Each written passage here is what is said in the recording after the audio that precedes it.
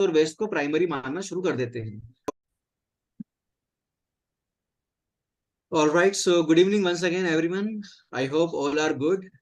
Now, today we'll start the Vastu thing. In the last session, we had some discussion about how Vastu works and what are the basic concepts and what is one of the golden rule, like to make heavy and the thick, the south and the west, I mean southwest part. So about all those topics we had discussion last time.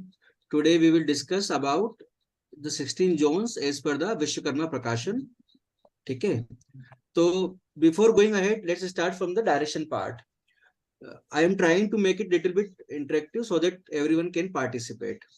तो last time हम लोगों ने बात करी थी कि घर का भी एक पर्पस होता है, वास्तु का भी एक पर्पस होता है, हाउस का भी एक पर्पस होता है. And that only we had discussion कि वास्तु के हिसाब से लाइफ में अपने हाउस का क्या पर्पस हो सकता है. तो just to revise that thing, we a house can fulfill our desire. It can help us in attract money, joy, happiness, material gains, and support and love. So all those things it can help us, right? So that is the basic purpose of anyone's vastu. हम क्यों वास्तु कर रहे हैं? वास्तु का कुछ ना कुछ तो पर्पस होगा ना, कोई ना कोई पर्पस है, तभी तो हम लोग कर रहे हैं. So that was the thing. अभी after going ahead, what is vastu? मैंने और आप लोगों ने डिस्कस भी किया था कि vastu is basically balancing and aligning all the 5 elements, that is water, air, fire, earth and space. I want you to, अगर आप लोग नए हैं तो बहुत अच्छी बात है, ताकि हम लोग इसको इसी सीक्वेंस में याद करें.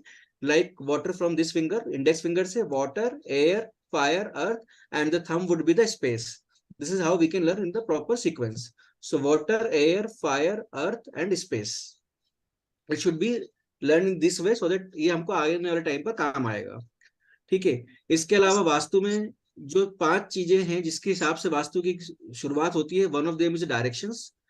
डायरेक्शन से जोन्स निकलते हैं, जोन्स के बाद में एंट्रेंसेस निकलते हैं, और उसके बाद में हम लोग अलग अलग देवता की एनर्जी पढ़ते हैं. That is the part of the advance part. यहाँ पर हम लोग बात करेंगे 5 element, 16 zones, 32 entrances and the treatment of all the problems whatever we are having within this things. ठीक है. अभी हम लोग बात करते हैं कि मुझे कोई बताएगा कि व्हाट आर द डायरेक्शंस, क्या क्या डायरेक्शंस है हमारी. थोड़ा सिली क्वेश्चन है, थोड़ा नर्सरी का क्वेश्चन है, बट फिर भी अगर पार्टिसिपेट करेंगे तो अच्छा होगा.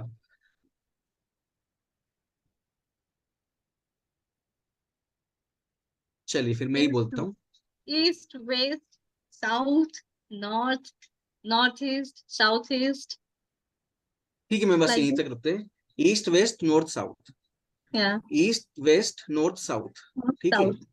एक एक्सिस जिसको हम लोग इमेजिनरी बोलते हैं, one of them is east and west and the other one is north and south. अब वास्तु में पर्टिकुलरली कुछ स्टैंडर्डाइजेशन कर रहे हैं ताकि हम लोग कंफ्यूज नहीं हो आगे. ठीक है.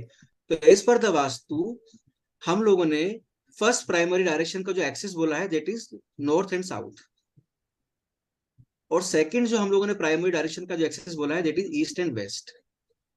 तो हम लोग कभी भी बात करेंगे, अगर नॉर्थ और ईस्ट, जैसे मैम ने बोला कि एक डायरेक्शन है नॉर्थ और दूसरी है ईस्ट, तो हम उसको ईस्ट नॉर्थ नहीं बोलेंगे. हम लोग फर्स्ट प्रायोरिटी जो देंगे नॉर्थ को देंगे, इस एक्सिस वाली को. तो हम लोग नॉर्थ पहले बोलेंगे, ईस्ट बाद में बोलेंगे. So why I am asking, ताकि कंफ्यूजन ना हो और हमारा स्टेप बाय स्टेप एक चीज क्लियर हो. तो अभी 4 डायरेक्शन है, 4 में से north and south primary direction है जिसको हम लोग काउंट करेंगे. उसके बाद सेकंड प्राइमरी जो डायरेक्शन है that is east and west. ठीक है. यहां तक भी सबको क्लियर है. अभी जब हम लोगों ने 360 डिग्री अगर हम अर्थ को मानते हैं और हम लोगों ने इन 4 डायरेक्शंस को डिवाइड किया, 360 divided by 4, it came 90 degree, right. तो हम लोगों की जो अंडरस्टैंडिंग है सिंपल सा, अब हम लोग आ जाते हैं पीपीटी पर, कि 2 डायरेक्शंस के बीच में, लाइक नॉर्थ एंड ईस्ट के बीच में 90 डिग्री का गैप है. सिमिलरली ईस्ट और साउथ के बीच में भी 90 डिग्री है, वेस्ट और साउथ में भी 90 डिग्री है, और नॉर्थ एंड वेस्ट में भी 90 डिग्री है. यहां तक भी क्लियर है. ठीक है. ये 4 डायरेक्शंस हैं दैट इज प्राइमरी. उसमें से नॉर्थ और साउथ को हम सबसे पहले काउंट करेंगे, बाद में ईस्ट एंड वेस्ट को. मैंने इस बात इसलिए बोली क्योंकि जनरली क्या होता है कि सन को प्राइमरी मानकर हम लोग ईस्ट और वेस्ट को प्राइमरी मानना शुरू कर देते हैं. बट लॉजिक ये है कि जो अर्थ है वो अपने एक्सिस पर, एक्सिस जो है वो नॉर्थ एंड साउथ का ही एक्सिस है, उस पर जहां पर है वहां पर भी वो रोटेट हो रही है, और सन के चारों ओर भी रिवॉल्व हो रही है, जिसको परिक्रमण और परिभ्रमण बोलते हैं। तो खुद की जगह पर भी नॉर्थ साउथ एक्सिस पे भी रिवॉल्व हो रही है और सन के चारों तरफ भी नॉर्थ साउथ एक्सिस पे रिवॉल्व हो रही है। इसलिए हम लोग नॉर्थ एंड साउथ को प्राइमरी काउंट करेंगे, ईस्ट और वेस्ट को बाद में सेकेंडरी काउंट करेंगे। प्राइमरी क्यों काउंट करेंगे वो मैंने बताया कि अगर हम इन दो डायरेक्शन की बात करेंगे तो ये तो नॉर्थ और ईस्ट है। अगर हम इसके बाद इसका डिवाइडेशन करते हैं फर्दर ऑन बाकी और 4 पार्ट में, तो जब ये डायरेक्शन निकल के आती है ये वाली, अभी ये जो एंगल था ये था 90 डिग्री का, अभी जब हमने इसको फर्दर डिवाइड किया तो it is now 45 degree, right. Similarly 45 degree सारे ही आएंगे। तो 45 डिग्री वाले जो एंगल की जो डायरेक्शंस आई हैं, ये डायरेक्शंस हैं दिशा, इनको बोलते हैं विदिशा, जिसकी जो कि फिक्स नहीं है, जो कि दो डायरेक्शन के बीच में है। तो जब हम इसका नामकरण करेंगे, जब इसको नेम करेंगे, तो हमको पहले प्राइमरी बोलना है। So in this case it would be north and east, east और नॉर्थ के बीच में जो होगा नॉर्थ ईस्ट होगा। सिमिलरली साउथ और ईस्ट के बीच में जो होगा उसको साउथ ईस्ट बोलेंगे। Why south first? Because that is we are considering as the primary. Similarly west और साउथ के बीच में किसको बोलेंगे हम लोग, क्या बोलेंगे? साउथ वेस्ट, क्योंकि साउथ को हमको पहले बोलना है। सिमिलरली जब हम इन दोनों के बीच में बात करेंगे तो हम लोग बोलेंगे नॉर्थ वेस्ट। 45 डिग्री के हम लोगों ने 4 एंगल करे, ठीक है। अब यहां तक जो बात होगी 4 और 4 8 दिशाओं की, ये है नॉर्मल ट्रेडिशनल वास्तु 8 दिशाओं वाला। इसके बाद जब हम लोग मॉडर्न वास्तु की तरफ जाते हैं तो हम 8 से 16 दिशाओं पर जाते हैं। तो जो 8 से 16 दिशाएं हैं वो बेसिकली उपदिशाएं बोलते हैं। उपदिशाओं पे जब जाते हैं हम, तो वहां पर फिर हम लोग इसका फर्दर डिवाइडेशन करेंगे। हम लोगों ने पहले 360 डिग्री को 4 से करा तब 90 डिग्री आया। सिमिलरली 360 डिग्री को अगर हम लोग 8 से करेंगे तो 45 डिग्री आया। सिमिलरली 360 डिग्री को अगर हम 16 से करेंगे तो 22.5 डिग्री आएगा, ठीक है। तो अब इन दो के बीच में यानी 22.5 डिग्री पर एक नई डायरेक्शन निकल कर आएगी। सिमिलरली यहां पर भी एक नई डायरेक्शन निकल कर आएगी 22.5 पर, और यहां पर भी 22.5 पर आएगी, ठीक है। It would be like this. तो यहां पर अभी 22.5 पर एक डायरेक्शन, फिर 22.5, फिर 22.5, फिर 22.5। अभी हम लोगों ने एक तो नामकरण कर दिया था, it was north east, it was south east, it is south west, this is north west. अभी इंपॉर्टेंट चीज क्या है, इस चीज का नामकरण करना। इसको जनरली किस तरीके से नामकरण किया जाता है कि जो जिन दो डायरेक्शन के बीच में उसी का ही नाम लिया जाएगा। यानी ये जो पर्टिकुलर डायरेक्शन है ये किस किस के बीच में है? नॉर्थ और नॉर्थ ईस्ट के बीच में है। तो हम लोग नॉर्थ लिखेंगे और नॉर्थ ईस्ट लिखेंगे।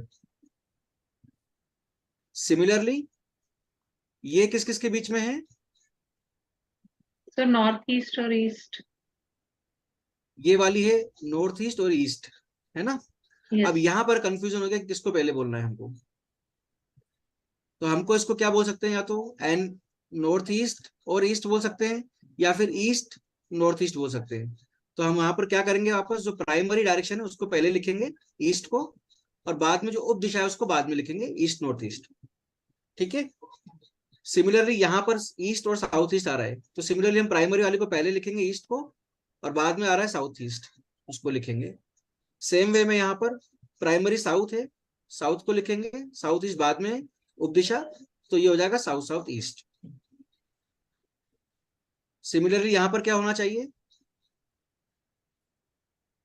South west east. नहीं, प्राइमरी क्या है सर? साउथ। प्राइमरी साउथ है, तो पहले साउथ लिखेंगे, बाद में ये सब डायरेक्शन है, तो साउथ साउथ वेस्ट SSW। अभी यहाँ पर क्या होना चाहिए?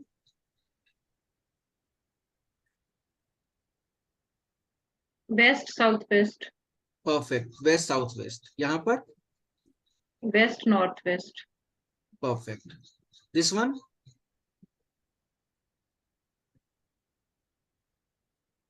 Sir north north west.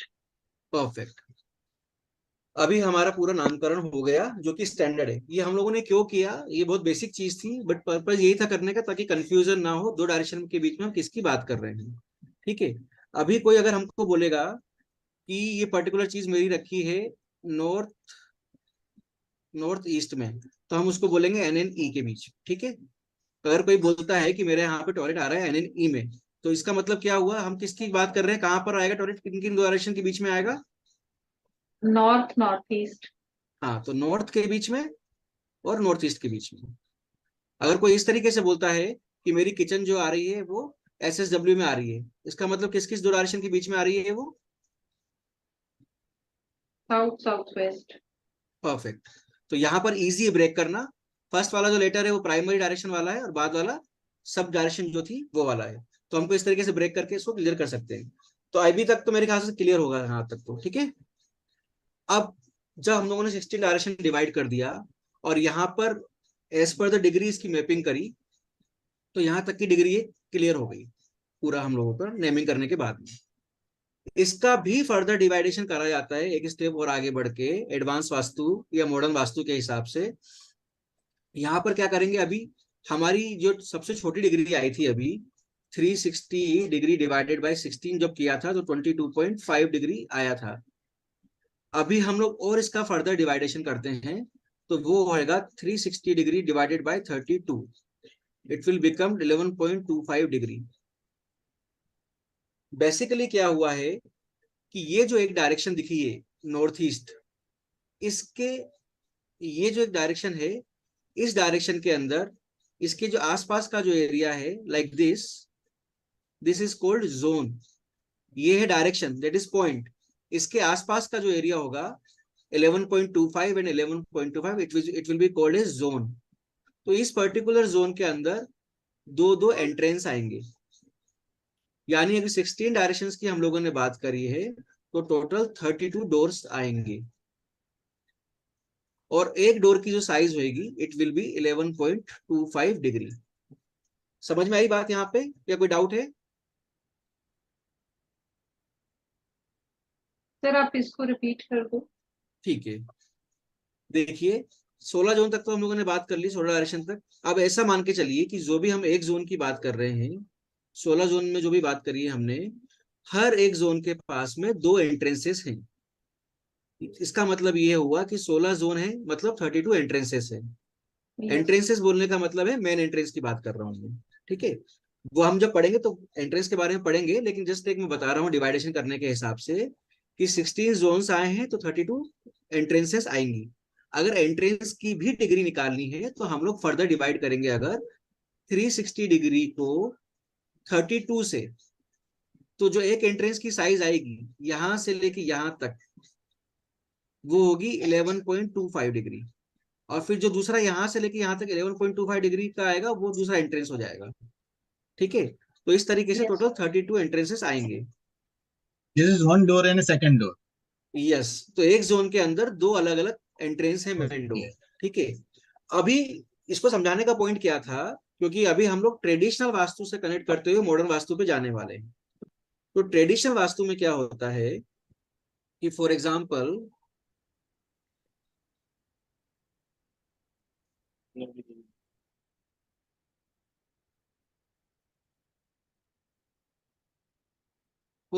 अभी ये आपकी डायरेक्शन है, क्लियर, ठीक है। यहाँ पे देखिए ये जोन्स बने हुए हैं, north north west, north north NNE। यही शक्ति चक्र है जो मैंने आप लोगों को बोला था जो लेके आना है, ठीक है। अभी ट्रेडिशनल वास्तु में क्या होता है कि ये घर है,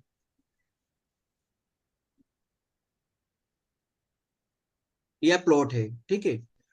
अभी जनरली क्या है, मैंने कहा 32 एंट्रेंसेस। तो 32 एंट्रेंस बोलने का मतलब ये हुआ कि हर पर्टिकुलर वॉल पे, यानी एक वॉल के ऊपर 8 एंट्रेंसेस आएंगे, तभी तो 8 4 32 होगा। तो ट्रेडिशनल वास्तु में क्या होता है कि अगर फॉर एग्जाम्पल ये नॉर्थ की वॉल है तो यहाँ पर इस डोर के 5, इस वॉल के ऊपर टोटल 8 डोर क्रिएट कर लेते हैं ट्रेडिशनल वास्तु में। सिमिलरली इसी वॉल के ऊपर भी 8 डोर क्रिएट हो जाएंगे और इस पर भी 8 डोर क्रिएट हो जाएंगे। क्रिएट होने का मतलब कंफ्यूज मत होइएगा, कहने का मतलब ये है क्रिएट होने से मतलब कि वहां जब डोर की काउंटिंग होती है ट्रेडिशनल वास्तु में तो वॉल के ऊपर डोर की काउंटिंग करते हैं, ठीक है।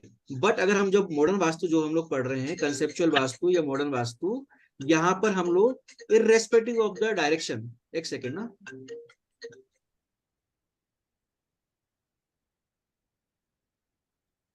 यहाँ पर हम लोग इररेस्पेक्टिव ऑफ द डायरेक्शन हमारा जो एंट्रेंस आएगा वो डिग्री के हिसाब से आएगा।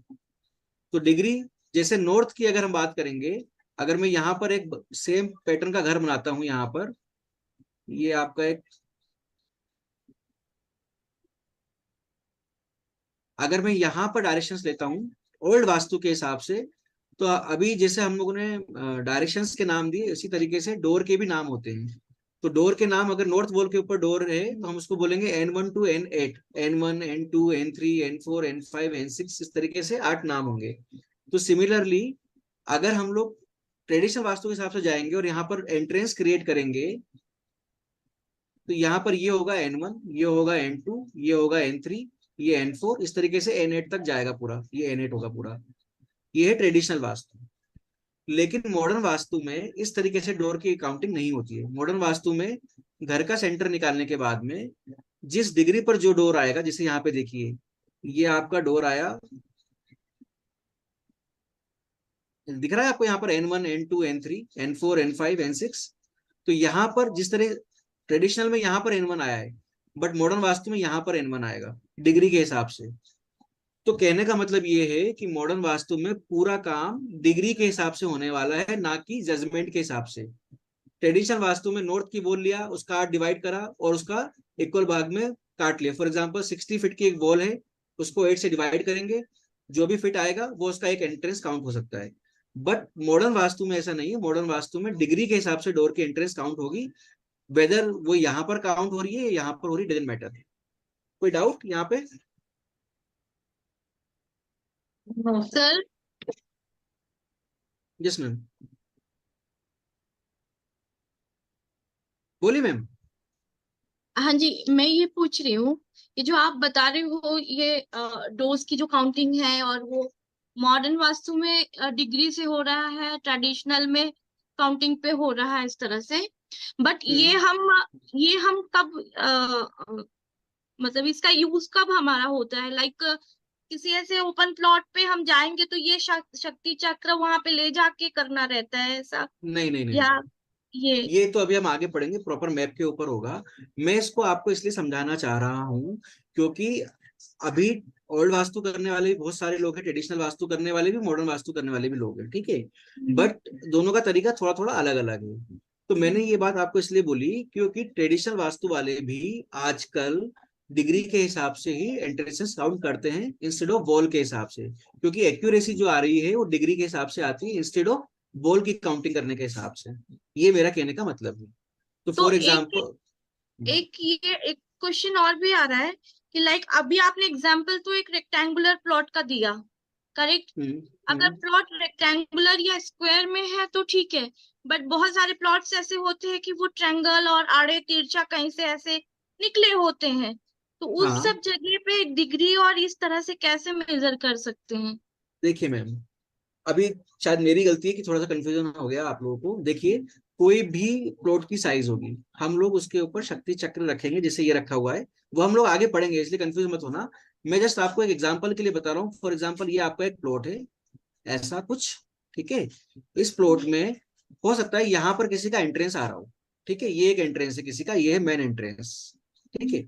अगर ट्रेडिशनल वास्तु वाला बंदा होता तो वो इसको ईस्ट की वॉल काउंट करता, और ईस्ट की वॉल काउंट करेगा तो वो इसकी मार्किंग करेगा इस तरीके से E1, E2, E3, E4 और इसको करेगा E6।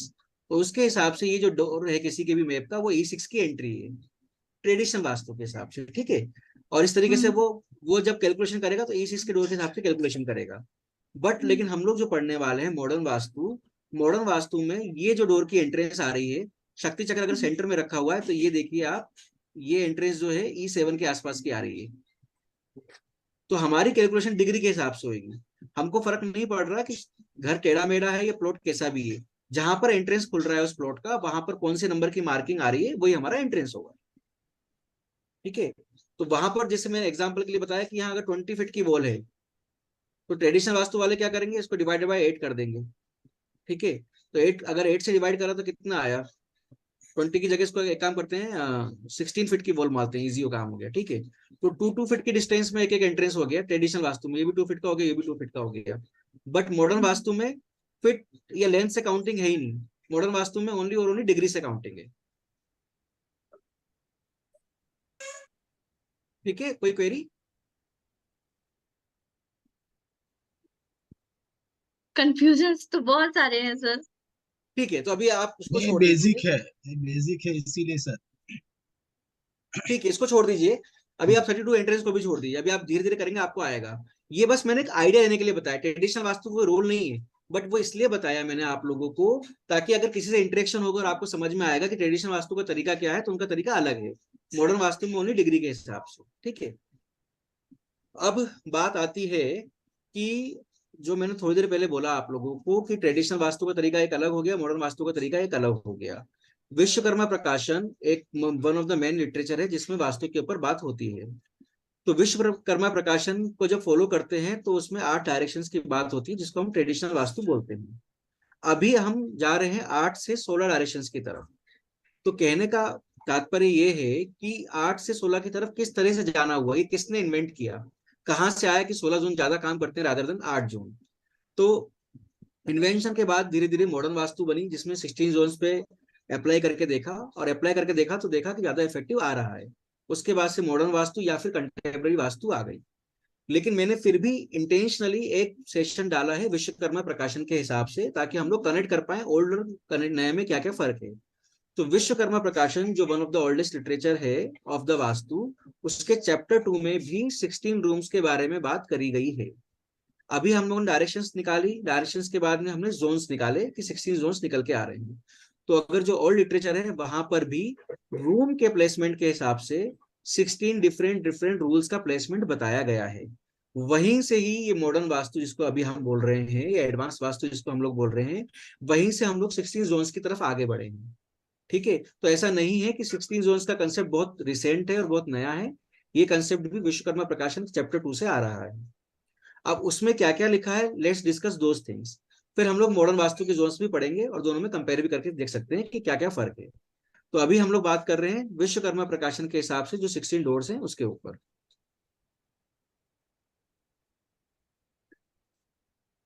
संस्कृत के श्लोक हैं उसमें, ठीक है, उसका इंग्लिश में कन्वर्जन दिया है। मैं आपको पढ़ के समझाता हूँ कि क्या क्या है उसमें। ईशान जो डायरेक्शन है, ईशान इज बेसिकली नॉर्थ ईस्ट।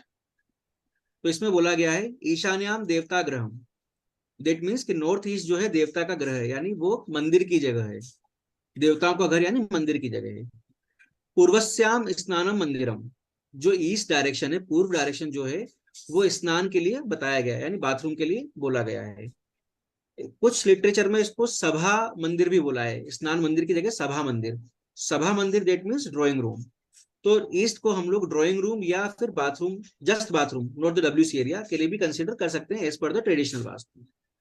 उसके आगे बोला गया है आग्नेयाम पाक सदनम। आग्नेय मीन्स साउथ ईस्ट डायरेक्शन, पाक सदनम, पाक सदनम मीन्स किचन, किचन के लिए सही जगह है। भांडाराम ग्रहम उत्तरे, भंडार करने के लिए, स्टोरेज करने के लिए घर का नॉर्थ, उत्तर जो है नॉर्थ डायरेक्शन अच्छी है, एज पर द विश्वकर्मा प्रकाशन का श्लोक नंबर 94 चैप्टर 2। तो कहने का मतलब ये है कि on the northern eastern side of the house, ठीक है, डेमीगॉड्स के लिए है या देवताओं के लिए है। उसके अलावा ईस्टर्न साइड जो है वो बेदिंग के लिए है, और सदर्न साइड जो है साउथ ईस्ट पर्टिकुलरली वो कुकिंग के लिए है, और नॉर्थ साइड जो है वो स्टोर के लिए है। North side as per modern Vastu में भी बोला गया है कि अगर आपको अपने घर का खजाना स्टोर करना है, ठीक है, ट्रेजर स्टोर करना है, या आपको अपना सेफ बनाना है, तो आप नॉर्थ में कर सकते हैं। सिमिलरली आपकी ये जो मॉडर्न वास्तु है इसमें भी नॉर्थ ईस्ट को टेम्पल के लिए सबसे बेस्ट बोला गया है। सिमिलर वे में साउथ ईस्ट को किचन के लिए सबसे बेस्ट कहा गया है, और सिमिलरली जो बोला गया है ईस्टर्न साइड, उसको ड्राइंग रूम के लिए अच्छा कहा गया है। तो यहाँ पर ये दोनों बिल्कुल ऑलमोस्ट मैच हो रहे हैं। नेक्स्ट श्लोक, आग्नेय पूर्व मध्य दधी मंथनम मंदिरम। आग्नेय अगेन साउथ ईस्ट, पूर्व मतलब ईस्ट, तो साउथ ईस्ट और ईस्ट के मध्य में, that means east south east, दधी मंथनम, दही चर्न करने की जगह है। चर्निंग का जोन बताया गया है ईस्ट साउथ ईस्ट को। तो मॉडर्न वास्तु में भी हम जो आगे जोन पढ़ेंगे तो वहां पर भी ईस्ट साउथ ईस्ट को चर्निंग का ही जोन कहा गया है। ठीक है, आगे अगर हम देखते हैं तो अग्नि प्रत्येशौर्य मध्य, अग्नि यानी नॉर्थ ईस्ट, और प्रत्येशौर्य मध्य मतलब साउथ ईस्ट और साउथ के बीच में। अग्नि मतलब साउथ ईस्ट, प्रतिशौर्य मतलब साउथ के बीच में आज गए हम प्रशस्ते, मतलब साउथ ईस्ट और साउथ के बीच में जो जो जगह है वो जगह घी रखने के लिए सबसे अच्छी बताई गई है।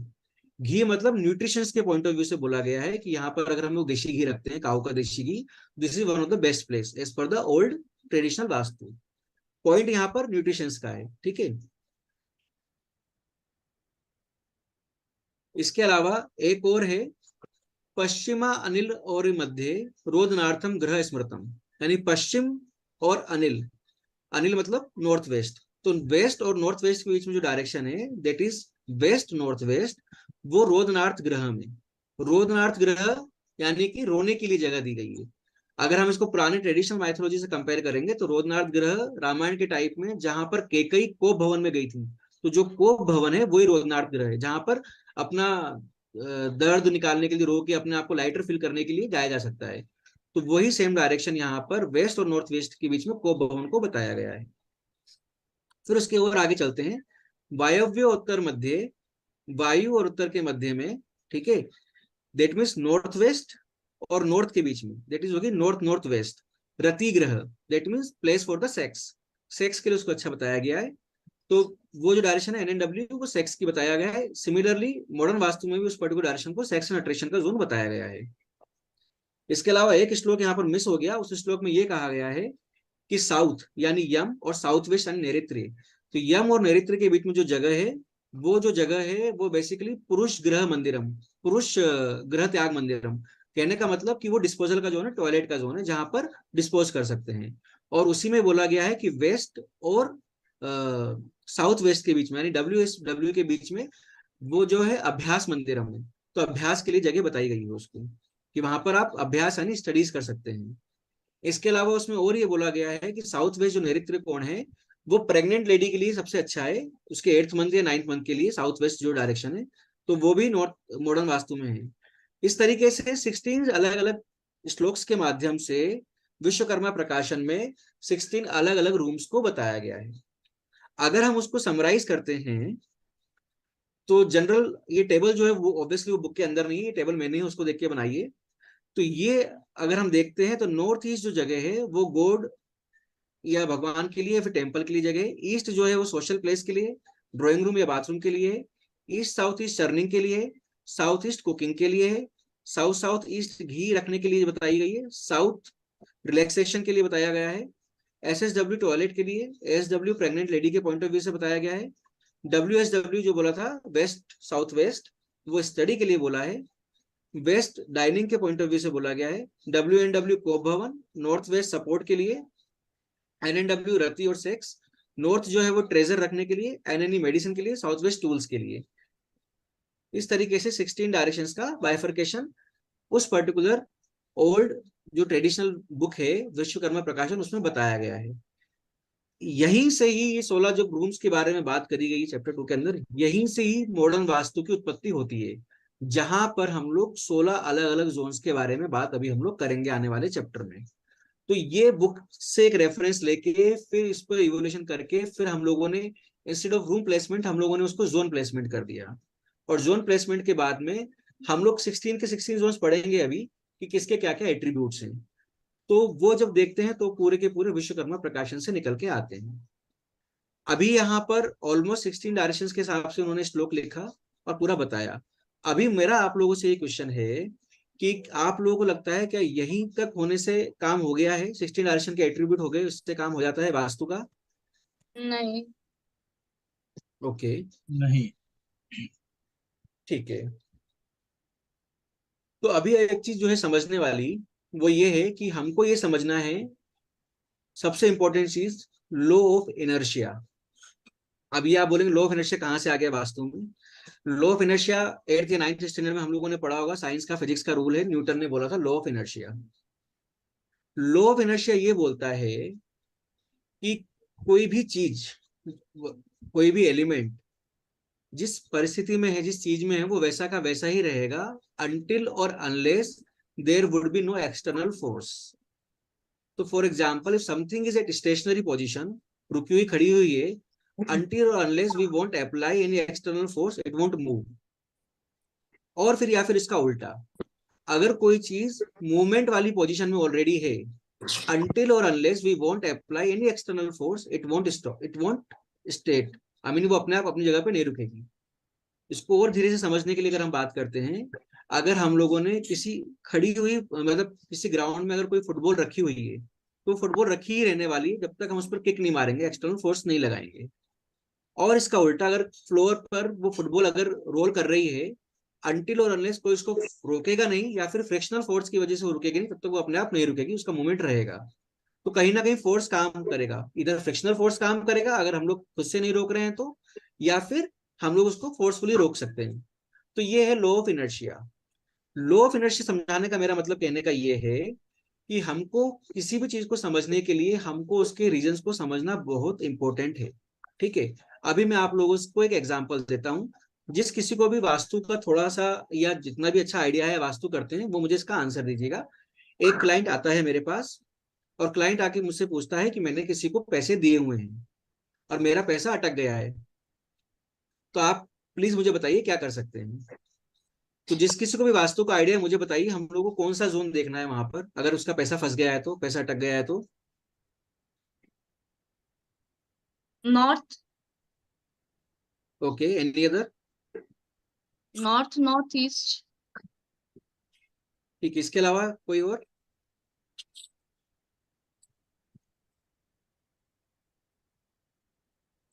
किसी का भी आंसर कोई भी देना दे सकता है जिसको भी थोड़ा बहुत भी आइडिया है। ठीक है मैम, आपका जो है ना पॉइंट, नॉर्थ नहीं, वहां से साउथ ईस्ट देखा जाता है, वहां पे पैसा जब भी फंसता है तो साउथ ईस्ट देखा जाता है। तो अगर हम लोगों से किसी ने क्वेरी करा कि ऐसा ऐसा मेरा पैसा फंस गया है तो मुझे क्या करना चाहिए, ठीक है। अब एज अ वास्तु कंसल्टेंट हम गए वहां पे।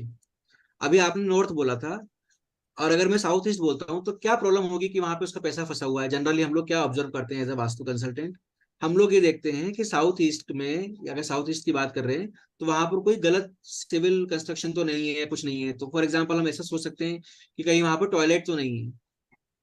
तो जनरली कोई वास्तु वाला जाता है, अगर किसी ने उससे क्वेश्चन करा कि सर ऐसी ऐसी प्रॉब्लम आ रही है तो आप प्लीज चेक कीजिए, मतलब क्या कर सकते हैं। ये इसका एक और एग्जाम्पल लेते हैं कि एक आई फैमिली मेरे पास और उन्होंने मुझको बोला कि हमारे रिलेशनशिप अच्छे नहीं चल रहे हैं हस्बैंड वाइफ के बीच में, तो आप प्लीज वास्तु करके बताइए कि क्या प्रॉब्लम है। तो जनरली वास्तु वाला क्या देखेगा उस केस में कि नॉर्थ सॉरी साउथ वेस्ट का कहीं ना कहीं प्रॉब्लम देखेगा वो, कि साउथ वेस्ट रिलेशनशिप का जोन है। तो जनरल वास्तु वाले क्या करते हैं, जाते हैं और जाने के बाद में प्रॉब्लम आइडेंटिफाई करने की कोशिश करते हैं उस जोन में। तो अगर मैंने पैसों की बात करी, पैसा फंस गया है, तो जनरल वास्तु वाला जाएगा और चेक करेगा कि साउथ ईस्ट में वहां पर टॉयलेट आ गई है। दूसरे केस में अगर वो जाता है चेक करता है तो देखता है कि साउथ वेस्ट में जो है आपका कट है या पानी का टैंक रखा हुआ है वहां पे, ओवरहेड जमीन के अंदर पानी का टैंक है, ठीक है, मतलब अंडरग्राउंड वाटर टैंक है। अभी एक एग्जांपल है ताकि कंफ्यूजन ना हो।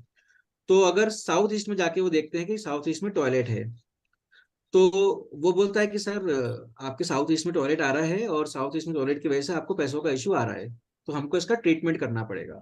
That is general vastu.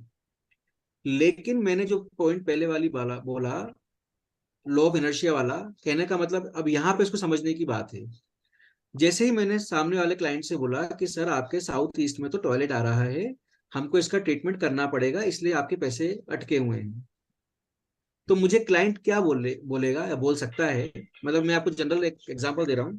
Client बोलता है कि मेरे को पिछले 20 साल से ये मेरा घर है और पिछले 20 साल से ही साउथ ईस्ट में मेरा टॉयलेट है, बट ये जो पैसे अटकने वाला प्रॉब्लम है मुझे लास्ट 6 महीने पहले ही आया है।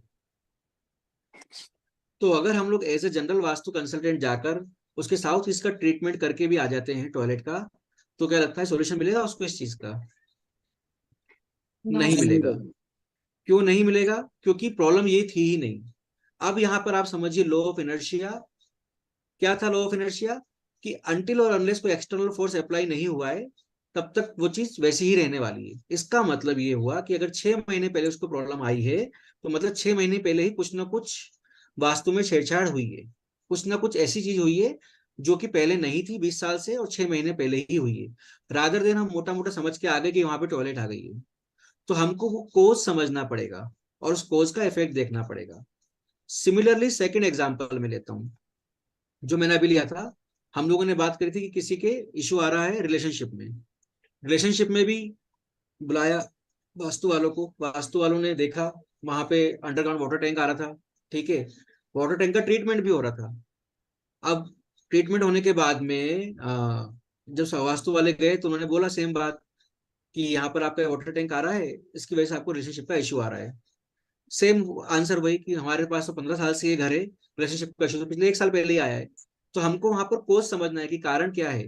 ये नहीं कि ट्रीटमेंट में बस जाके देख लिया कि गलत जगह पे टॉयलेट आ गई या फिर गलत जगह पे किचन आ गई और हमने उसको सोल्यूशन ढूंढना शुरू कर दिया। तो इम्पोर्टेंट चीज ये है कि हमको लॉ ऑफ इनर्शिया को समझना पड़ेगा कि ये चीज कब से शुरू हुई है, इसका एग्जैक्ट कोज क्या है। तो वास्तु में लॉ ऑफ इनर्शिया तो एक बेसिक प्रिंसिपल है, ये वास्तु का प्रिंसिपल नहीं, साइंस का प्रिंसिपल है। बट वास्तु का प्रिंसिपल ये है कोज एंड इफेक्ट, कि उस चीज के पीछे कोज क्या था और इसका इफेक्ट कब से शुरू हुए। तो हमको सबसे पहले ये ध्यान रखना है एज अ वास्तु कंसल्टेंट और प्रोफेशनल वास्तु कंसल्टेंट कि उस चीज में प्रॉब्लम कहाँ से शुरू हुई है, रादर देन कि ओके ये चीज गलत है तो ये मान ली हम लोगों ने। अगर ऐसा होता तो इंडिया में 99% लोग तो परेशान ही होते, क्योंकि सब तो वास्तु कराते नहीं है, मुश्किल से 5% 10% लोग वास्तु कराते हैं। बट तब भी लोगों की लाइफ बैलेंस है। क्यों है लाइफ बैलेंस? क्योंकि कहीं ना कहीं उनकी लाइफ में whether it's because of the horoscope या फिर गॉड की जो भी सपोर्ट है उनको, उसकी वजह से उनका जोन जो है डिसबैलेंस भी है, लेकिन प्रॉब्लम नहीं है क्योंकि कोई एक्सटर्नल कुछ नहीं है। मतलब कहीं ना कहीं से उसकी एनर्जी बैलेंस हो रही है, ठीक है। तो हमको ये समझना इंपॉर्टेंट है कि एक्सटर्नल फोर्स क्या हुआ है। क्या उसने 6 महीने पहले कोई पर्टिकुलर चीज मूव करी है यहाँ से वहां पर, या 6 महीने पहले उसने कोई शिफ्टिंग करी है, या घर चेंज करा है, या क्या करा है, वो हमको समझना बहुत इंपॉर्टेंट है। तो just to understand the zone it is not important, हमको समझना पड़ेगा कि प्रॉब्लम कहाँ पे आ रही है, ठीक है। अभी मैं आपको अभी एक लाइव एग्जांपल देता हूँ कुछ दिनों पहले का। मैं एक ऑफिस के वास्तु के लिए गया था, ठीक है। ऑफिस के वास्तु के लिए गया, उनको ऑर्डर्स आने में दिक्कत आ रही थी, ऑर्डर्स नहीं आ रहे थे, उन्होंने वास्तु करवाया। वास्तु करके जब मैंने समझा तो मुझे प्रॉब्लम कुछ भी नहीं निकली जनरली, ठीक है। और जब पूछा प्रॉब्लम कहाँ से आ रही है तो उन्होंने बताया कि पिछले 6-8 महीने से आ रही है। 6-8 महीने पहले पूछा मैंने कौन कौन कहाँ पे सीट बैठता था, कहाँ कहाँ पर नहीं बैठता था, उन्होंने सबका मुझे बताया। उसमें से एक चीज आइडेंटिफाई हुई कि अकाउंटेंट की पोजीशन चेंज हुई है, अकाउंटेंट की पोजीशन चेंज हुई है और कुछ फाइल्स की पोजीशन चेंज हुई है, ठीक है। अब मैंने जाकर जब उनकी प्लेसमेंट वापस चेंज करवा दी, जैसा पहले था वैसे करवा दिया, उनके ऑर्डर आने लग गए। उनका फिर फोन आता है मेरे पास कि सर, मतलब मैंने ही पूछा उनसे 3 महीने 4 महीने बाद कि क्या हुआ, आपके ऑर्डर आए क्या? तो बोले हाँ सर ऑर्डर तो आ गए, बट आपने सर वास्तु तो कुछ किया ही नहीं। मैंने कहा आपके ऑर्डर आ गए ना, आपको ऑर्डर आने से मतलब था। तो बोले हाँ ऑर्डर तो आ गए लेकिन सर आपने वास्तु कुछ किया ही नहीं। बट वास्तु क्यों नहीं किया? क्योंकि जरूरत ही नहीं थी उसकी करने की। वहां पे जस्ट वो प्लेसमेंट चेंज होने से ही समझ में आ गया कि ये प्रॉब्लम है, कुछ बाहर एक्सटर्नल पंगा नहीं था। तो कई बार ऐसा भी होता है कि क्लाइंट कई बार उल्टा रूड हो जाता है कि आपने चार्ज भी करा, फीस भी ली, और आपने ऐसा कोई टॉयलेट नहीं तोड़ी, कोई ट्रीटमेंट नहीं किया, कोई जोन में एक्सचेंज नहीं किया, और सभी सॉल्यूशन आ गया। तो समझना उसके पीछे कोर्स को समझना बहुत इंपॉर्टेंट है, ठीक है। अभी एक एग्जांपल लेते हैं, फॉर एन एग्जांपल जनरली बातें करी जाती है कि शादी होने के बाद में, किसी लड़की के आने के बाद में कोई कोई घर बहुत प्रॉस्परस हो जाता है, समृद्धि बढ़ जाती है उसकी। बोलते हैं कि घर में लक्ष्मी आई है, बहुत अच्छे पैर पड़े हैं उसके, और उसके आने की वजह से बहुत फायदा हो रहा है। कोई कोई कोई ऐसा ऐसा बोलता है। कहीं कहीं पर इसको उल्टा भी होता है कि जब से शादी हुई है तब से घर में प्रॉब्लम्स आनी शुरू हो गई हैं, ये भी प्रॉब्लम है, वो भी प्रॉब्लम है, फाइनेंशियल प्रॉब्लम है, ये भी है। तो क्या लगता है कि किसी लड़की के आने की वजह से बाकी के जो पहले के एग्जिस्टिंग फैमिली मेंबर थे उनकी लाइफ पर इतना बड़ा फर्क पड़ेगा कि लाइफ अपसाइड डाउन हो गई?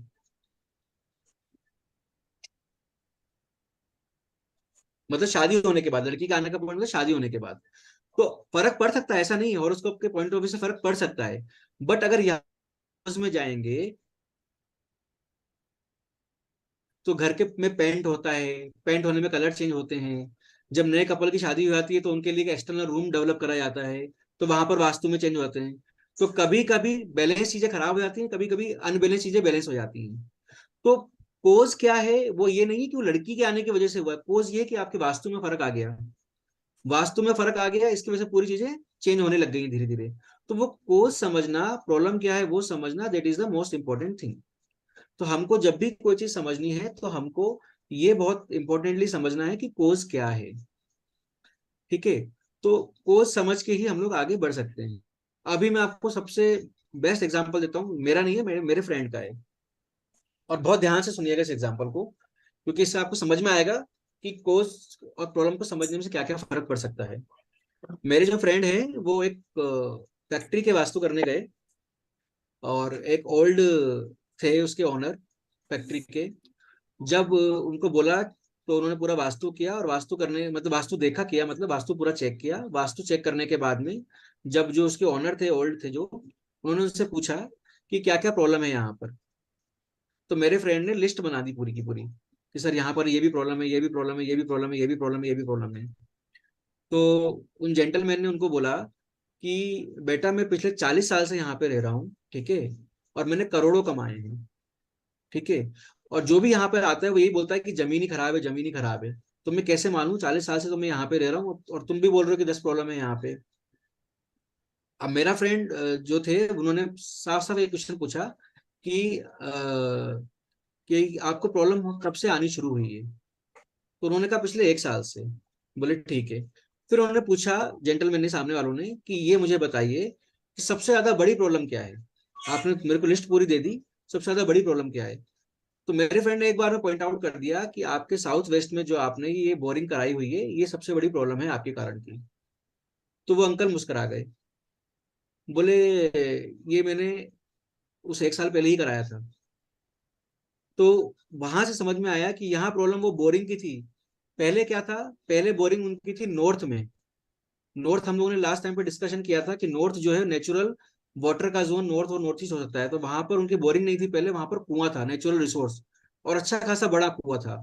लेकिन over the time because of the parking issue उन्होंने वो वेल जो है, कुआं जो है, वो कवर कर दिया और वहां पे पार्किंग शुरू कर दी। और जो बोरिंग है वो नॉर्थ से शिफ्ट करके साउथ वेस्ट में उसको बोरिंग करवा दिया।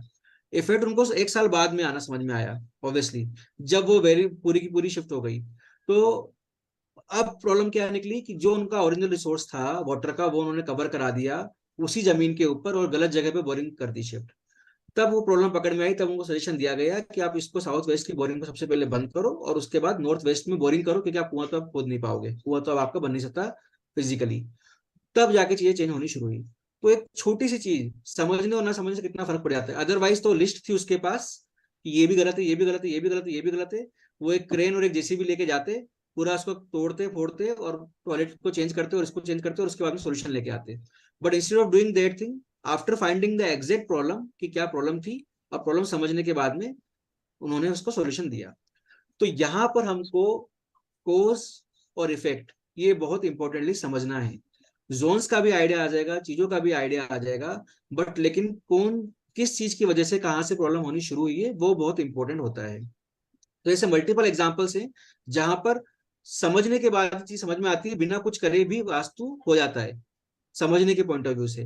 मतलब जरूरी नहीं है कि आप किसी टॉयलेट को ब्रेक करने के बाद में ही, या शिफ्टिंग करने के बाद में ही, या फिर ट्रीटमेंट करने के बाद ही सॉल्यूशन लेंगे, ऐसा कोई जरूरी नहीं है। अगर कोर्स समझ में आएगा तो आधे से ज्यादा वास्तु वहीं पे खत्म हो जाता है, मतलब इजी हो जाता है करना कि प्रॉब्लम कहाँ पर है। तो सबसे इंपॉर्टेंट जो बेसिक चीज है that is cause and effect, वो एज अ वास्तु कंसल्टेंट ध्यान देने वाली बात है। Sir ji madam. एक क्वेश्चन आ रही है, जब आप कॉज और इफेक्ट के बारे में बोल रहे हो, हम्म। तो लाइक कई बार ऐसा होता है ना हम्म। कि आपने तो एग्जांपल्स बहुत सारे ऐसे दिए हैं कि जिसमें मतलब वो कोई क्लाइंट जो है काफी सालों से रह रहा है, सडनली जो है प्रॉब्लम या इशू क्रिएट हुआ, राइट। लेकिन हम्म। कई बार ऐसे भी चीजें सुनने में आते हैं या हम देखते हैं कि हम्म। एक ऐसा कोई प्रॉपर्टी है जहां पहले जो लोग रहते थे वो काफी अच्छा रहते थे, उसके बाद उस प्रॉपर्टी में कोई और आया, शिफ्ट होके आया, और सेम चीज, कुछ भी छेड़छाड़ नहीं हुआ है, वो एज इट इज ही है, ठीक है। बट जो दूसरा आया वो वहां आते ही उसका सब कुछ अस्त व्यस्त हो गया, उसने कुछ भी छेड़छाड़ नहीं किया, प्रॉपर्टी एज इट इज है। बट उसी प्रॉपर्टी पे उस पे पहले जो बंदा रहता था वो फूल फल के एकदम बहुत उन्होंने तरक्की किया, बट वो सेकंड पर्सन जब आया तो वो बर्बाद हो गया। तो इसका क्या रीजन है? क्योंकि उसने तो छेड़खानी कुछ नहीं किया, प्रॉपर्टी तो एज इट इज है। हाँ, तो उसने एक second,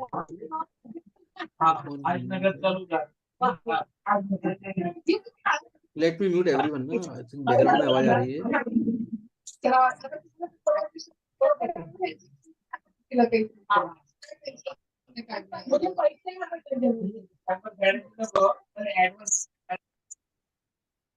yes, am I Audible?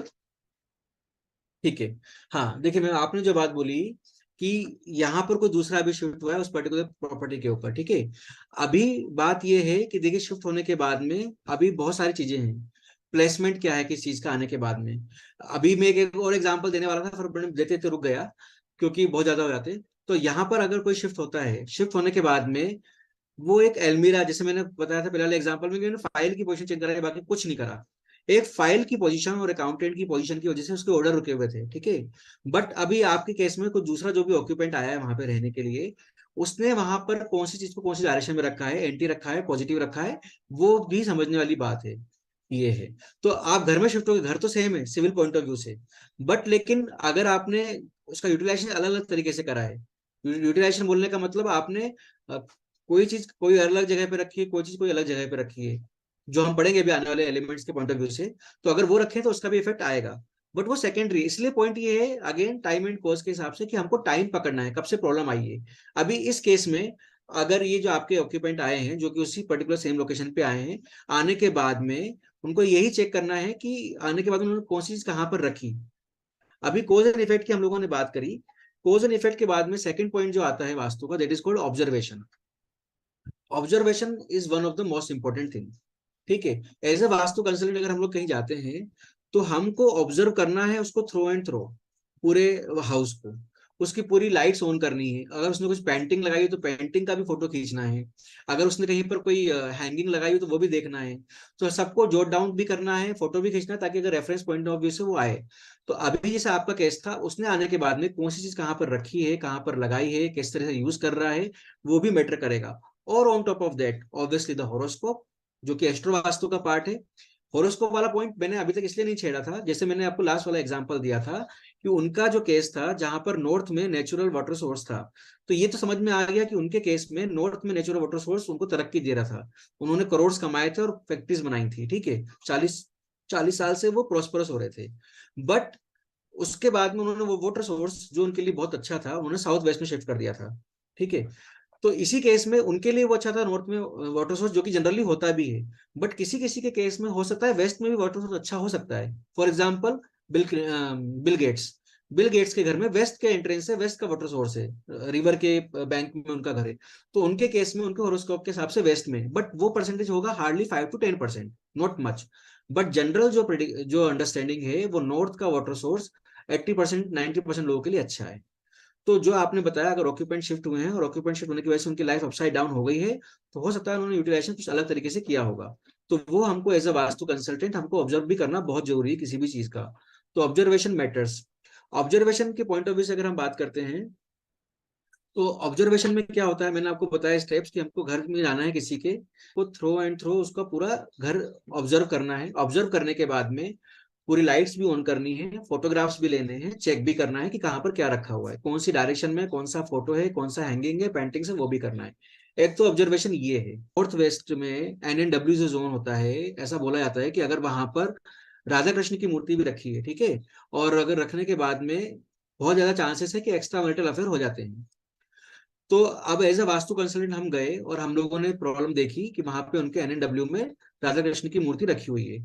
और हम लोगों ने सोचा कि ये तो गलत बात है, एक्स्ट्रा मैरिटल अफेयर तो होना सही नहीं है मोरल ग्राउंड्स पे।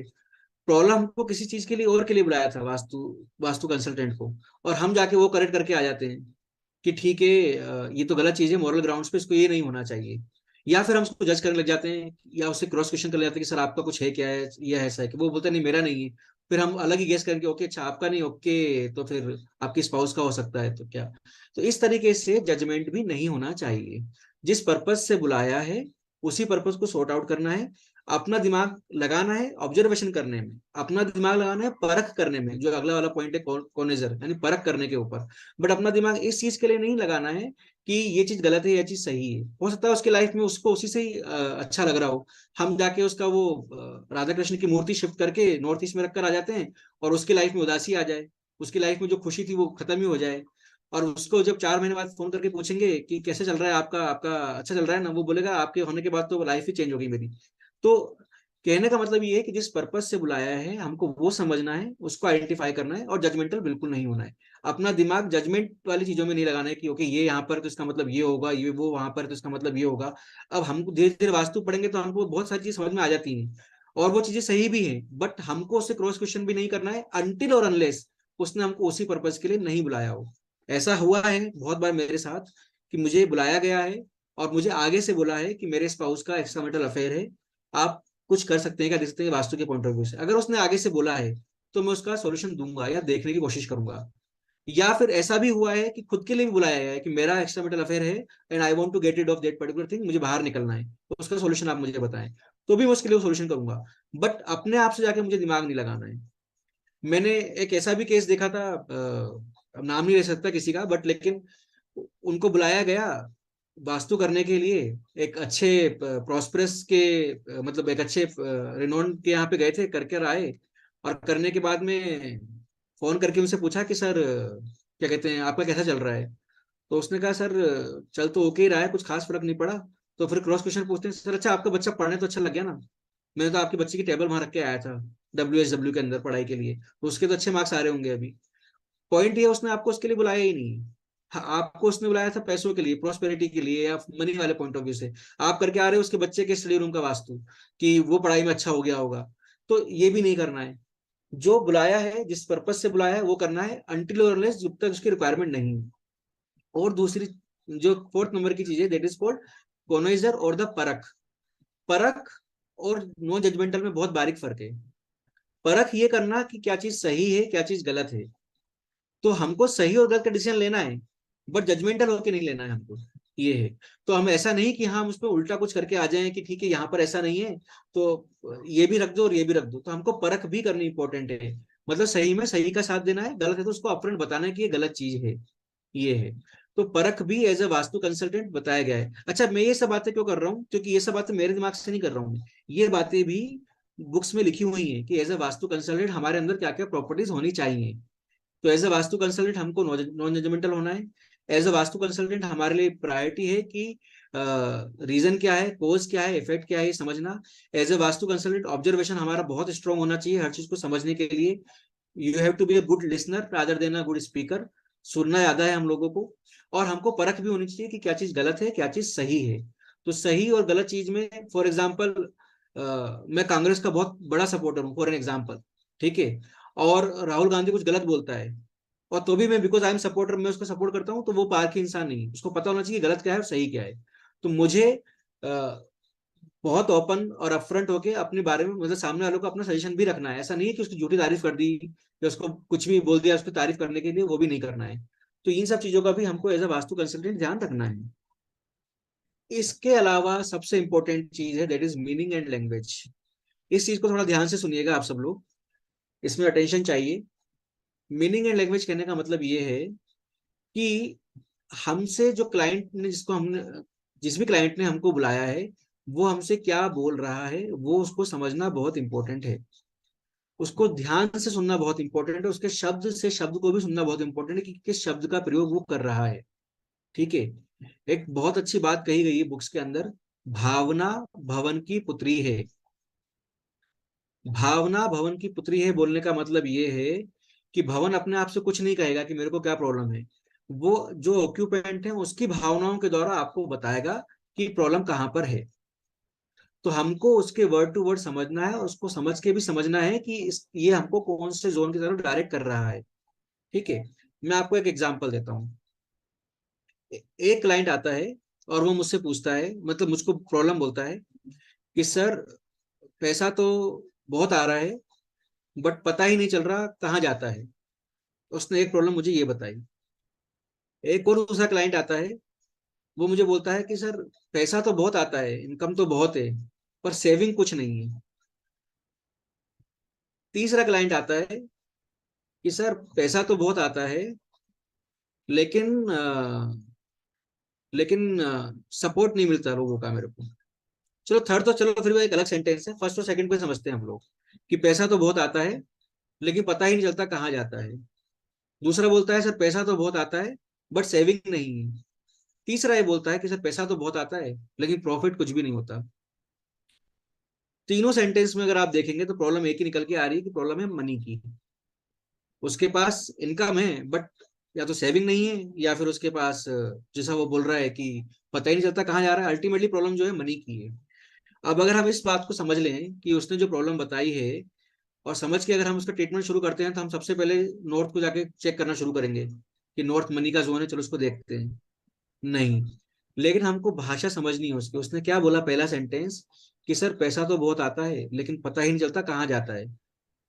इसका मतलब ये हुआ कि यहाँ पर उसको प्रॉब्लम है नॉर्थ ईस्ट जोन की, जिसके एट्रीब्यूट्स हैं विजन एंड क्लियरिटी। इसका मतलब उसको क्लियर नहीं पता कि पैसा कहाँ से आ रहा है, कहाँ जा रहा है।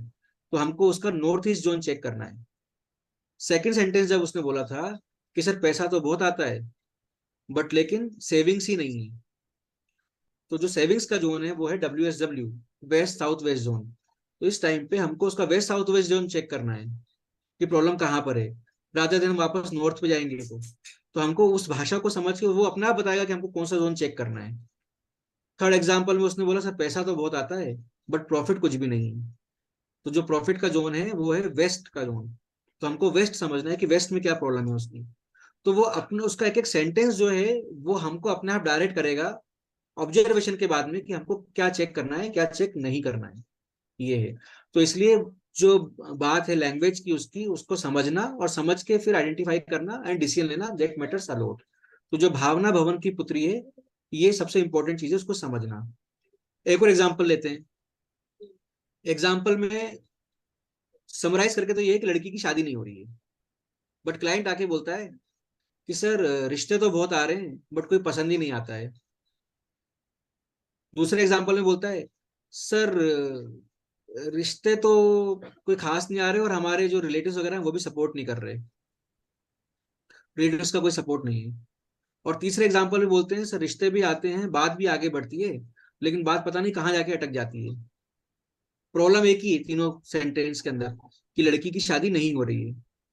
बट पहला सेंटेंस उसने बोला कि रिश्ते तो बहुत आते हैं पर कोई पसंद ही नहीं आता। तो हमको जोन चेक करना है NNW, अट्रैक्शन का जोन जो है। इस सेंटेंस का मतलब ये हुआ। उसने बोला कि सर रिश्ते तो बहुत आते हैं बट सपोर्ट नहीं है फैमिली का, तो हमको नॉर्थ वेस्ट जोन चेक करना है फैमिली सपोर्ट के लिए। अगर उसने बोला रिश्ते तो बहुत आते हैं लेकिन कोई सोसाइटी का या हमारे रिश्तेदारों का सपोर्ट नहीं है, तो हमको ईस्ट जोन चेक करना है सोशल कनेक्टिविटी के पॉइंट ऑफ व्यू से। अगर उसने बोला कि सर रिश्ते तो बहुत आते हैं, बात भी आगे बढ़ती है बट पता नहीं कहाँ जाके अटक जाती है, तो जब उसने अटकना वर्ड बोला तो हमको साउथ ईस्ट चेक करना है, जो कि लिक्विडिटी का जोन है और आकाश देवता का जोन है। तो वो वर्ड्स जो है ना, वो वर्ड ही हमको डायरेक्टली गाइड कर रहे हैं कि हमको क्या प्रॉब्लम को आइडेंटिफाई करके क्या समझना है। बट इसलिए सबसे इंपॉर्टेंट चीज है कि हमको उसकी भाषा को समझना है, और समझने के बाद में ही अपना डिसीजन लेना है कि हमको कहाँ पे किस पर्टिकुलर जोन में जाके अपना समझ के और ऑब्जर्वेशन करके उसको प्रॉब्लम को आइडेंटिफाई करना है। अभी जैसे आपने एग्जांपल बोला कि वहां पे आके अपसाइड डाउन हो गई किसी की लाइफ में, तो उसकी लाइफ में रियल प्रॉब्लम क्या है, वो स्टेटमेंट जो बोलेगा, वो स्टेटमेंट के वर्ड से ही हमको एक आइडिया आएगा कि एक्चुअल प्रॉब्लम कहाँ पर है। एक्चुअल प्रॉब्लम अपॉर्चुनिटी में है, क्लैरिटी में है, विजन में है, लिक्विडिटी में है, सेविंग्स में है, प्रॉफिट में है, अट्रैक्शन में है, कहाँ पर है प्रॉब्लम, रिलेशनशिप में। तो वो सब प्रॉब्लम जो है अपने आप भवन आपका बुलवाएगा कि मेरे को इस पर्टिकुलर जगह पे प्रॉब्लम है, प्लीज हेल्प मी। तो हमको ये चीजों का भी ध्यान बहुत इंपॉर्टेंटली रखना है। ठीक है, अभी तक की बात के ऊपर कोई क्वेरी किसी की? No sir. एनी कोई किसी की भी कोई क्वेरी? No sir. तो इन 5 चीजों का बहुत ध्यान रखना है। फिर इसके बाद अभी हम लोग जब नेक्स्ट पढ़ेंगे तो हम 16 जोन्स शुरू करेंगे कल से। ठीक है, तो 16 जोन्स के एक एक एट्रीब्यूट्स पढ़ के हम लोग मॉडर्न वास्तु पे अब आगे बढ़ना शुरू हो जाएगा हमारा। तो इन 5 चीजों का बहुत ध्यान रखिएगा आप लोग और फिर समझिएगा। यस सदानंद जी। सर इसका पीडीएफ। Sir hello. पीडीएफ जो है आप, हाँ सर आपको पीडीएफ जो है ना वो एंड में मिलेगा, अभी नहीं मिलेगा। नहीं, no problem, no problem, no हाँ प्रॉब्लम हाँ, सर। ओके अभी ओके, आप, फाइन फाइन। हाँ देने को हम नोट्स लोग दे बना। सकते हैं, कोई दिक्कत नहीं है, बट मैं चाहता हूँ कि खुद से नोट्स बनाएंगे तो आपको अच्छा हो जाएगा। Right right right. ये है। और पीडीएफ ठीक है। वैसे भी अभी तक तो ये सब बुलेट्स पॉइंट्स ही हैं, जितनी पॉइंट्स हम लोगों ने बात करी वैसे बुलेट्स ही हैं। Right right. ठीक है, yes sir, so thank that, you thank you. Sir, yeah welcome. Yes sir, sir ये कल्पेश जी। वैदिक वैदिक ये वास्तु कुछ अलग रहता है सर उसमें, वैदिक सर देखिए, वैदिक- वास्तु का जो लिंक किया गया है, वास्तु का लिंक ओनली और ओनली एस्ट्रोलॉजी से और आयुर्वेदा से लिंक है। ओके। ठीक है, अगर आप वास्तु लिटरेचर पढ़ते हैं तो अभी आजकल न्यूमरो वास्तु भी आ गया है, टेरो वास्तु भी आ गया है, तो वो लोगों ने अपनी रिसर्च करके उसको कनेक्ट करना शुरू करा है। बट अगर आप वास्तु की ओल्ड ट्रेडिशंस बुक्स पढ़ेंगे तो उसमें वास्तु का जो कनेक्शन है वो आयुर्वेदा से किया है और एस्ट्रोलॉजी से किया है।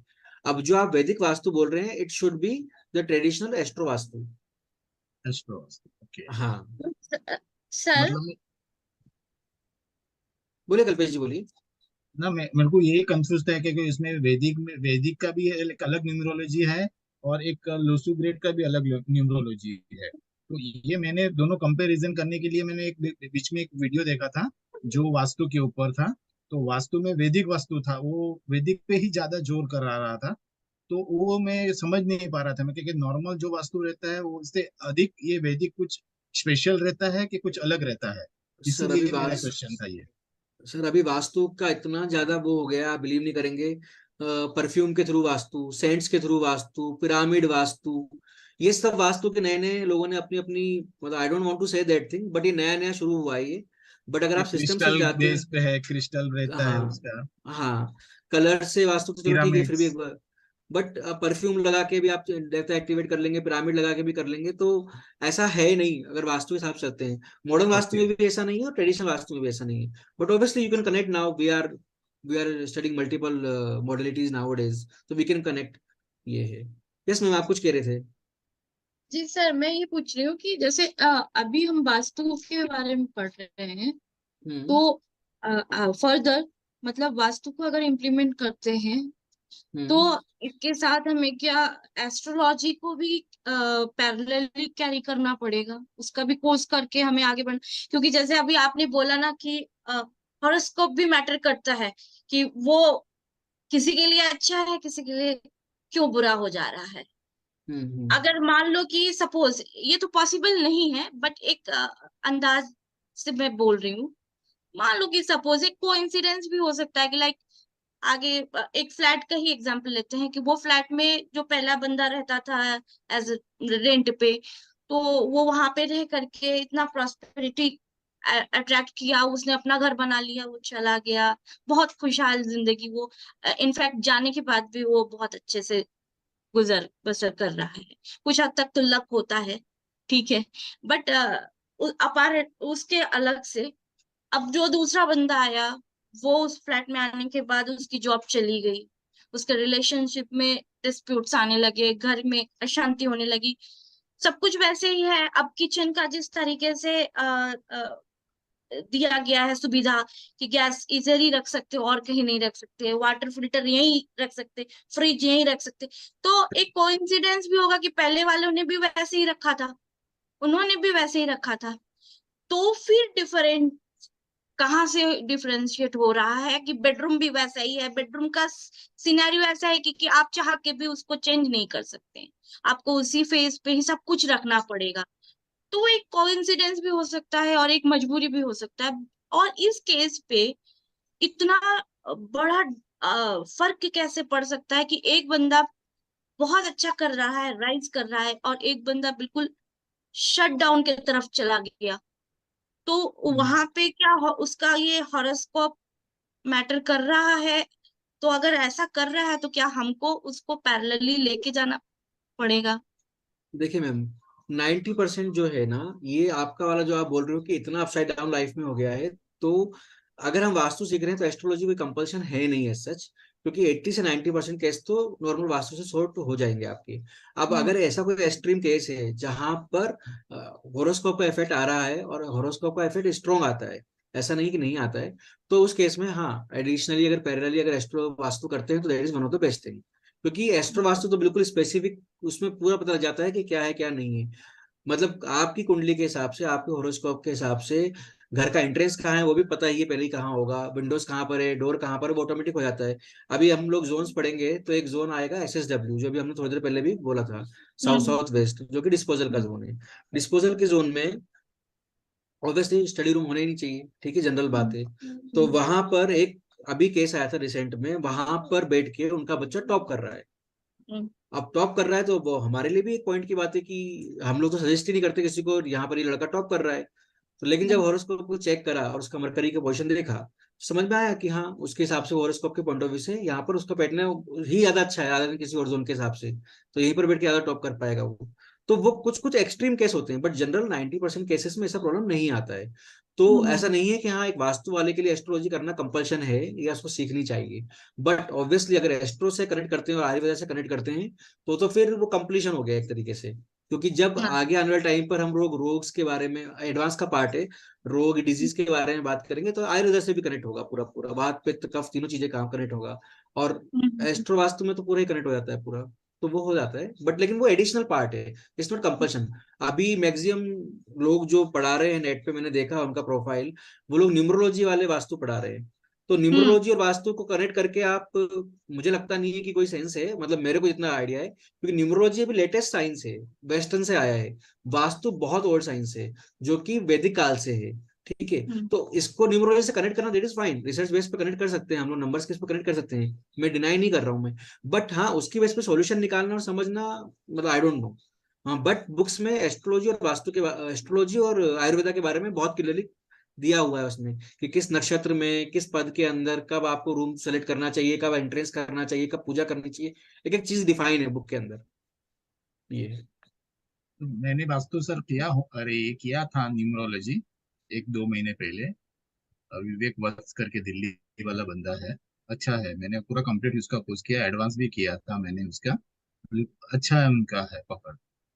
तो उसमें सब ये वो भी सब एस्ट्रोलॉजी में भी है, वास्तु में भी है। जी। हाँ तो मैं वही बोल रहा हूँ ना कि ये मल्टीपल चीजें हैं, बट अपना अपना अंडरस्टैंडिंग है, एस्ट्रो से कनेक्ट कर सकते हैं हम लोग वास्तु। सर कंफ्यूज हो जाते हैं क्योंकि बहुत सारी चीज मैच हो जाती है ना सर। मैं इसलिए मैं वैदिक और ये लूसी ग्रेट में मैं पहले जो जो सीखा वो सिर्फ वैदिक ही सीखा। अभी मेरे को वहां पर इसमें एमी ग्रिड्स एक अलग है, मैं उसका मैं भी आपको कैलकुलेशन अलग है। मैं सर मैंने आपको किया है सर, मैं भी वैदिक एस्ट्रोलॉजर भी हूँ, मास्टर न्यूमरोलॉजिस्ट भी हूँ। सर वो ना सब चीजों को, और इसीलिए मैं वास्तु में आई हूँ, तो सब चीजें जब हम मिक्स करके चलेंगे तो वो तो अल्टीमेट रिजल्ट या ऑब्जर्वेशन होगी अपनी। बिल्कुल, वो हाँ। एक रिसर्च बेस हो जाएगा आपके आपके एग्जांपल्स के हाथ से। देखिए मेरा यस। ना वास्तु में भी मेरा मेरा जो मेजर पॉइंट अभी थ्रू आउट द बात यही रहेगा, ऑब्जर्वेशन। तो ऑब्जर्वेशन से ही हमको समझ में आता है कि पैटर्न क्या चल रहा है, पैटर्न क्या काम कर रहा है। तो अगर वो पैटर्न काम कर रहा है तो हो सकता है वो आने वाले 80% चांसेस पे और काम भी करेगा। उसी से रेमेडीज निकलती हैं कि इस चीज को रखने से यहाँ पर ये हो रहा है, तो फिर रेमेडीज डेवलप होनी शुरू हो जाती हैं। तो अगर इस तरीके से कनेक्ट करके निकाल सकते हैं तो बहुत ही अच्छी बात है। बट लेकिन मैं भी आपको एक और वास्तु वाले हैं, अच्छा बड़ा नाम है, आई नो हिम पर्सनली, उन्होंने कम से कम 25 मॉडलिटी करी है। ठीक है, और 25 मॉडलिटी करके इतना कंफ्यूजन हो गया कि किसको मुझे आगे पढ़ाना है, किसको पढ़ना है, किसकी प्रैक्टिस करनी है, वो इतना बड़ा कंफ्यूजन हो गया पढ़ने के बाद में। तो मैंने उनको यही बोला, मैंने सबसे पहले अपना नॉर्थ ईस्ट जाके चेक करो कितना कंफ्यूजन क्यों है, मेंटल क्लियरिटी तो होनी चाहिए लाइफ में। 25 चीजें करके भी अगर क्लियरिटी नहीं है तो फिर क्या करना। तो इसलिए इंपॉर्टेंट ये है कि किसी एक चीज को क्लियर करके फिर आगे बढ़ो, और फिर लगता है तो एड ऑन करते जाओ नॉलेज के हिसाब से, जिस भी हिसाब, बट कंफ्यूजन नहीं होना है चाहिए। Yes sir, yes sir. तो इसलिए नॉर्थ ईस्ट जोन अगर आपका भी है, हम लोग कल शुरुआत करेंगे नॉर्थ ईस्ट जोन से, अगर आपको कंफ्यूजन हो रहा है तो नॉर्थ ईस्ट को देखेंगे हम लोग फिर। Yes sir. सर ठीक। इसमें ये वास्तु में से कितना परसेंट अपने को हम लोग टीच कर सके, सीख सकेंगे ये अभी 10 दिन का? इस वाले कोर्स से, हाँ ये जो कोर्स है, हाँ। इस वाले कोर्स से इतना तो आप आराम से कर देंगे कि अपने घर का वास्तु और आसपास के लोगों को नॉलेज दे सकते हैं आप, ये खुद का कर सकते हैं। हाँ फिर इसके बाद ये एडवांस रहता है सर? इसके बाद एडवांस से वापस। हाँ ओके। इसमें लेकिन आपको इतनी इन्फॉर्मेशन बहुत आराम से मिल जाएगी कि आपको वास्तु कैसे करना है, और स्टेप बाय स्टेप, और अपने लोगों को सजेस्ट भी कर सकते हैं आप बहुत हद तक। ये okay, thank you sir. Yeah welcome, any other query? No sir, thank you. ठीक है, okay then, good okay night. Sir, good night. Good thank you night. Bye, take care, good bye night. Sir. Good night. Yeah bye. Bye sir.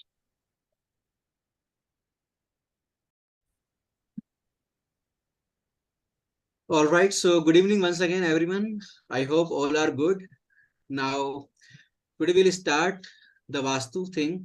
In the last session, we had some discussion about how Vastu works and what are the basic concepts. and what is one of the golden rule, like to make heavy and the thick, the south and the west, I mean southwest part. So about all those topics we had discussion last time.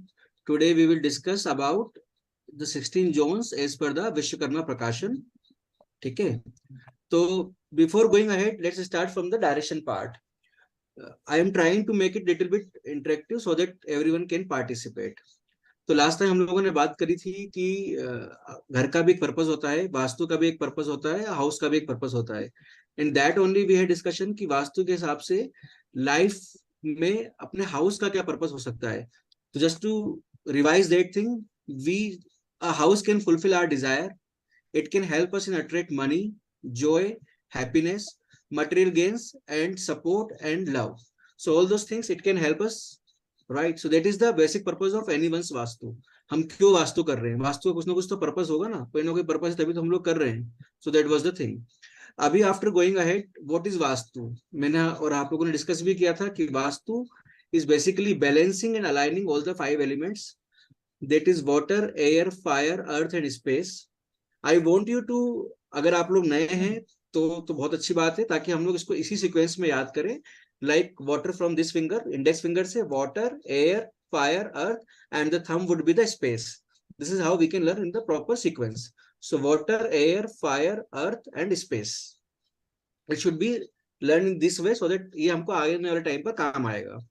ठीक है. इसके अलावा वास्तु में जो 5 चीजें हैं जिसके हिसाब से वास्तु की शुरुआत होती है, one of them is directions. Direction से जोन्स निकलते हैं, जोन्स